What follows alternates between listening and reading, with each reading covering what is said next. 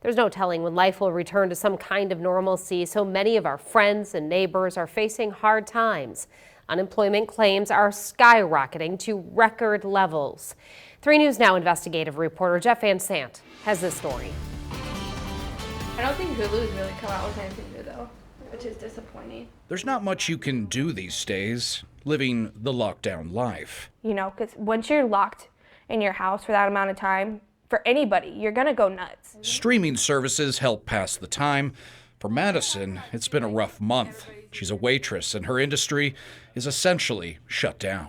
It was a whirlwind of emotions. I mean, you feel bad for everybody. You know, people have children, people, you know, we don't have money saved. At the beginning of March, Madison lost a job at a restaurant after it went belly up. She quickly found a new gig at P.F. Chang's. All the while, the coronavirus is shutting down one city after another.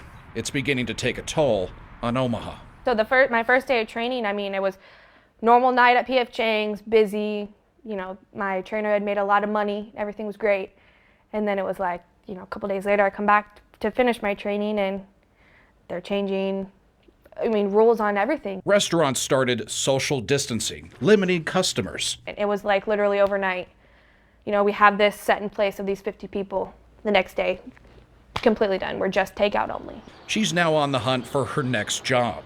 And with her industry in shambles, it's tough and pressure is mounting. And we're not just talking about bills here. We're talking about food.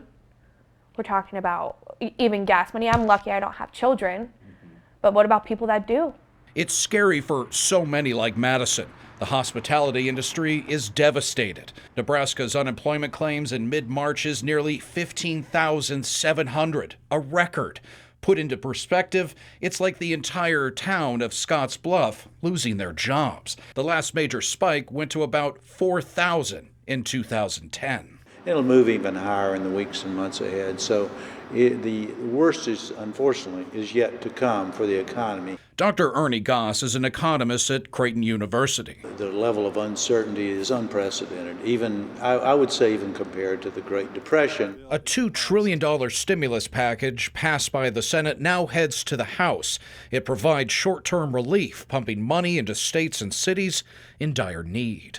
It's going to be challenging, and there will be some cuts in city government. There will have to be, and there may be, I certainly don't want to say I know whether there will or will not be a tax increase, but we all have to get ready for a little pain. The pain is going to be shared. For those like Madison, any relief is a godsend.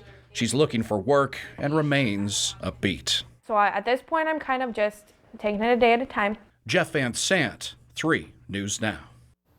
The Nebraska Secretary of Labor said there might be a delay in processing unemployment claims because of that huge number, but he is cautiously optimistic.